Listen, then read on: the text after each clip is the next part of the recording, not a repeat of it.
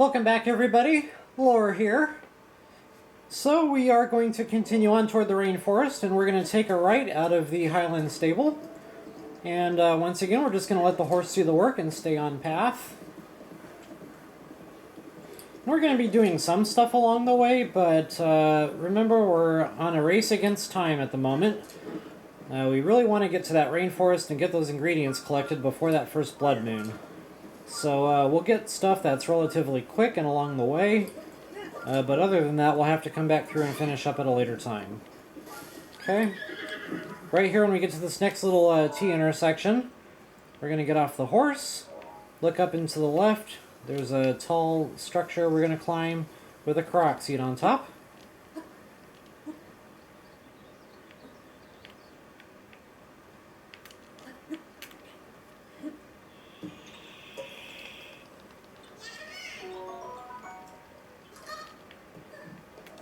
Okay, now we're going to take a right at that T intersection. So basically right where this campfire is.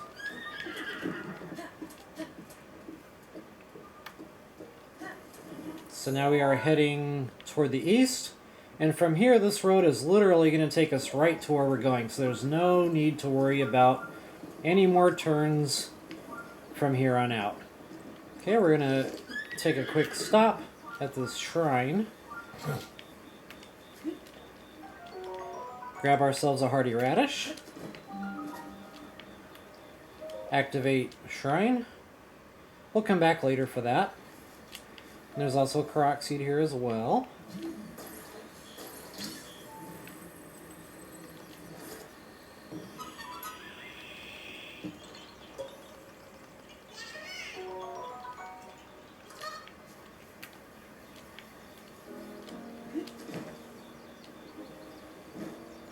Okay, we're going to go up the pathway just a little bit further here. We're going to go right past these lizzles. And we are going to jump off our horse with the X button. Not the B button, the back button, but the X button. We're going to get some aerial combat in with our bow and arrow. Take out these archers that are standing on top of the cliff sides there. There should be one more somewhere. Stand by.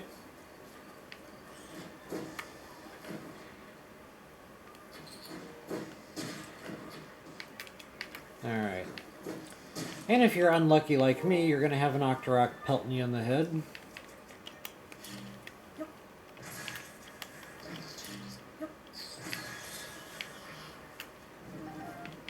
Alright, so why did I stop here? There's another Korok, yellow flower. This one's a little more confusing because you might lose track of where it ends up, but I'll show you how here in a minute.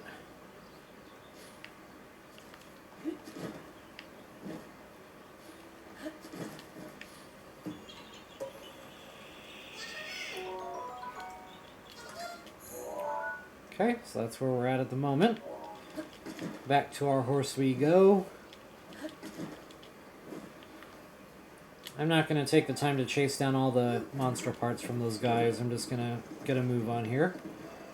Next on the hit list, when you come to cast the Birdman, go ahead and talk to him. He'll activate a shrine quest for you. Just to save time on my video here, I'm going to avoid talking to him. There's another Korok up here. It's one we haven't seen yet.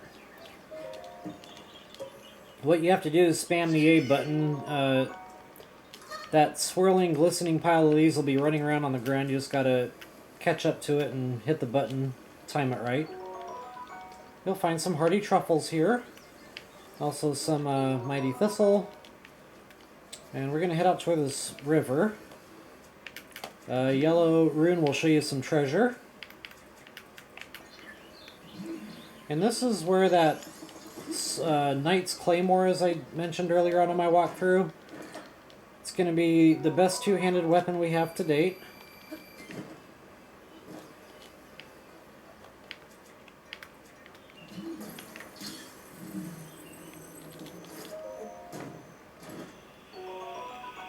Booyah! Alright, so I'm going to get rid of that piece of crap.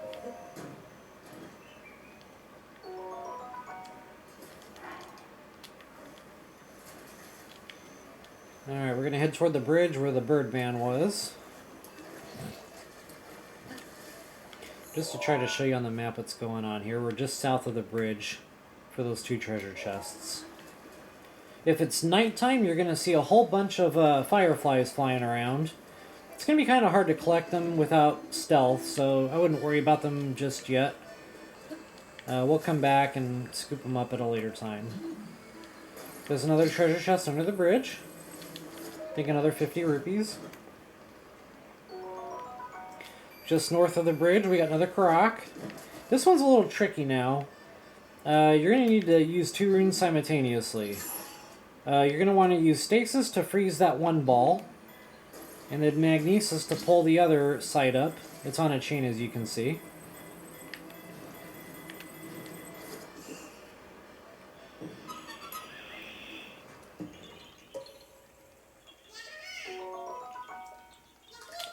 Alright, now we're going to follow this river upriver.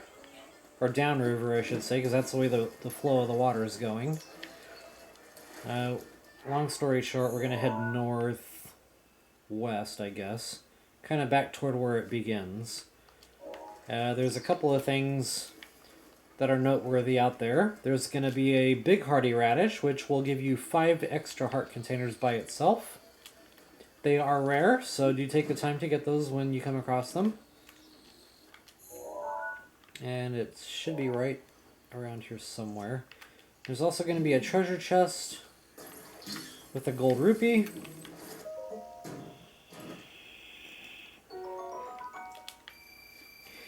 And as I'm sure you've already guessed it, a Karak seed.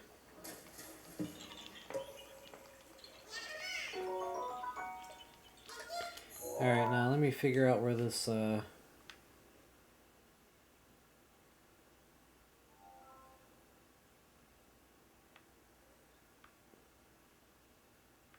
think it's like right here somewhere. So we're just going to head that direction and we'll find it.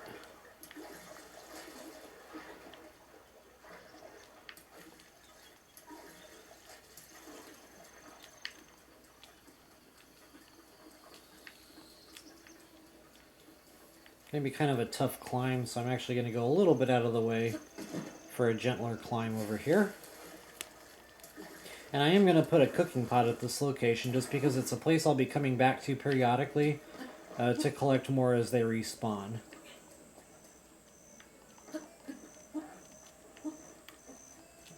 Oh yeah, there's other stuff up here too. Since we're here, I might as well show them to you. Gemstones, baby!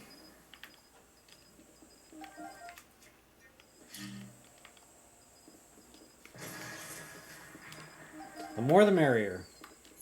Matter of fact, I'll mark those for you. I try to use my stamps sparingly just because they only give you 100. And 100 might sound like a lot, but trust me, they're going to go fast. Programmers, I don't know what's up with that. Why do we only get 100 stamps? A humble request from a lowly gamer. We need more stamps. Alright, so here we are. Just to the right of this little... whatever you want to call that.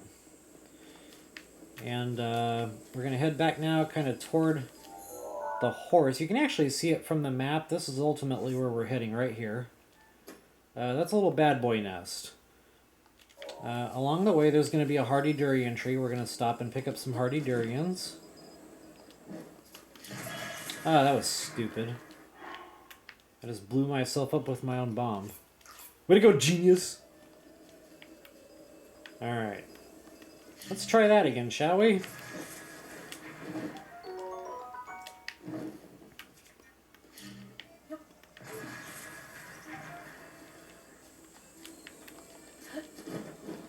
Okay, so there's the bad boy nest. It's this complex of tower, pier, I don't know, whatever you want to call that thing.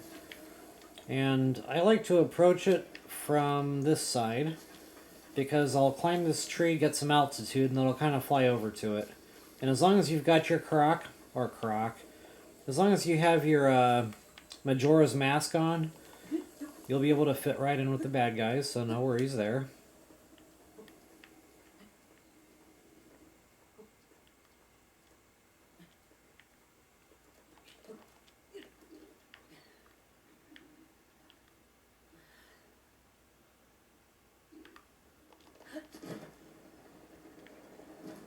Okay. Let him sniff you. Oh crap, I didn't mean to do that. I was just trying to open the crates. And once you hit the guy, then he kind of catches on the fact that you're not a friend, you're a foe. So I hope that didn't alert the rest of them now to my presence. Oh good, I got lucky. I did it again! Genius.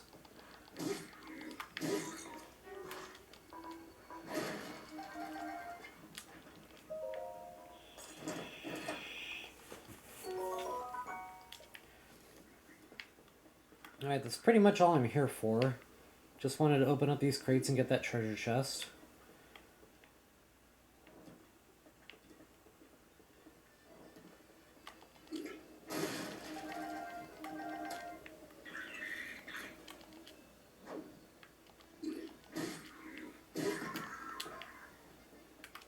Ooh, that's a good bow to have on hand.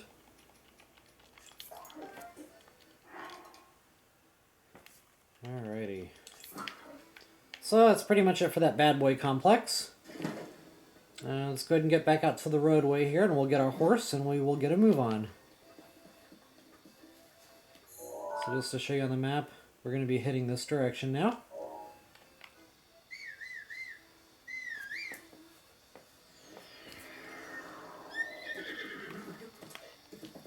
Oh, monster parts.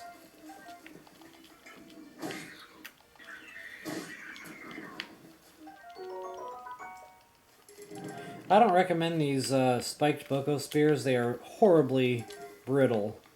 They will break on you in the blink of an eye.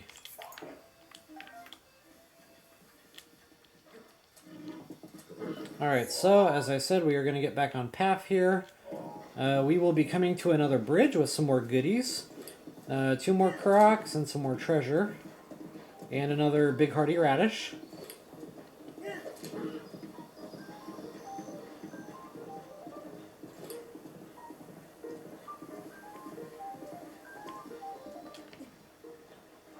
And this will be our first of 3 pieces of that Phantom Ganon armor I keep talking about. That's going to give us our stealth and our bone attack up superpower. Matter of fact, it's right down here. I might as well get it while we're under the bridge.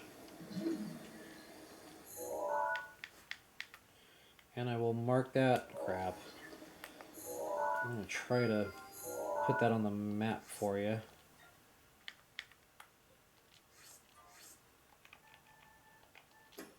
I'm going to use a star. That way you guys can differentiate on my maps those key clothing items as opposed to all the other treasure chests we'll be opening up. Alright.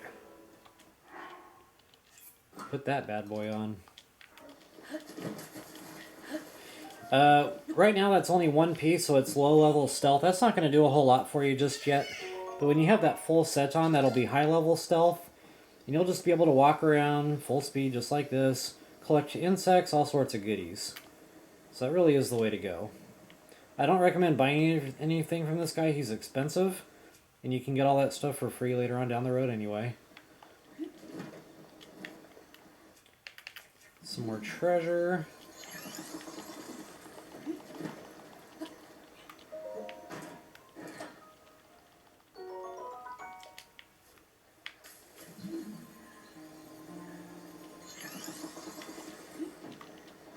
Ay, ay, ay.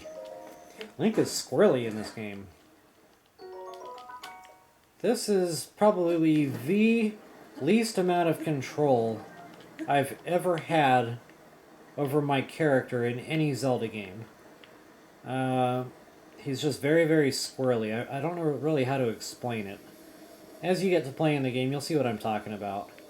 Of course, the more you play the game, the better you'll get at controlling him, but he is very squirrely nonetheless. Okay, so we're going to go ahead and climb this bad boy here. There's another Korok seed. I think it's this tree. I'm looking for a balloon. Yep, it's up there. Kind of hard to see until you get all the way up. And I try to save wear and tear on my weapon systems whenever possible, so whenever you come to balloons and stuff, try to pop them with bombs first. Okay, so just to show you on the map what we're doing here, that was that croc seed we just got. We're going to jump across to that cliff. That's where our big hardy radish is going to be. And yellow rune will help light it up for you.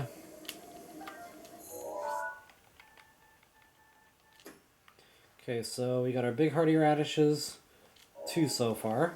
There's a lot more in the rainforest when we get there, but for now, we're not going to kill ourselves getting them all. We'll just get the ones that are convenient. Okay, we can go ahead and get our horse back.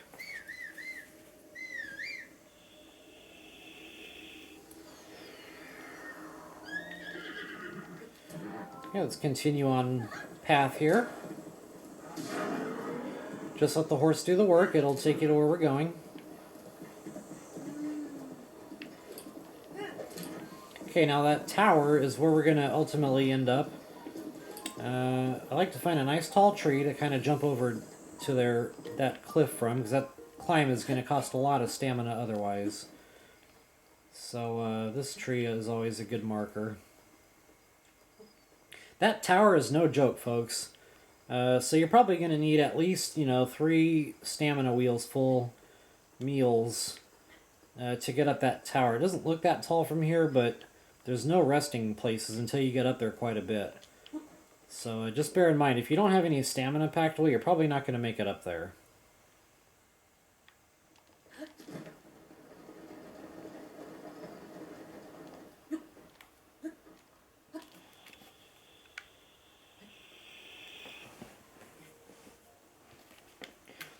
A couple of notes on this tower. There's a bad guy here, and he's very mean. That dancing idiot is what I call those. It's like a ghost-looking thing, like a Poe. Whatever you do, make sure he doesn't see you. Because once he spots you, it's going to be a struggle from here. You're also going to see a swarm of bats. Take the time to hit a bat, because you don't want to be dealing with those bats. All you got to do is hit one, and the rest will leave you alone. But bottom line is you don't want that swarm of bats bothering you when you're trying to climb this tower. Okay, so we got some free balloons down there in the hole. And like I said, at all costs, make sure, and matter of fact, make sure you save your game before you attempt this. Because this could go wrong very quickly. So just keep that dancing idiot on the other side of the tower in the blind spot. You might see a little question mark pop up. And that's okay, as long as he stays out of line of sight, you're safe. But bottom line, if he catches sight of you, it's going to be very difficult to get up to the top of this tower. So just keep him on the opposite side to the best of your ability.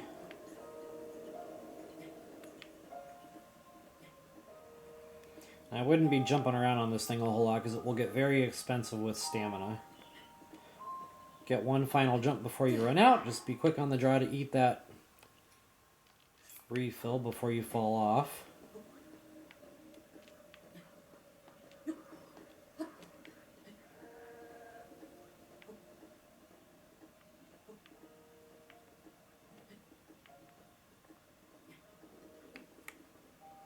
Okay, once you get up to one of these resting spots, you're pretty much clear.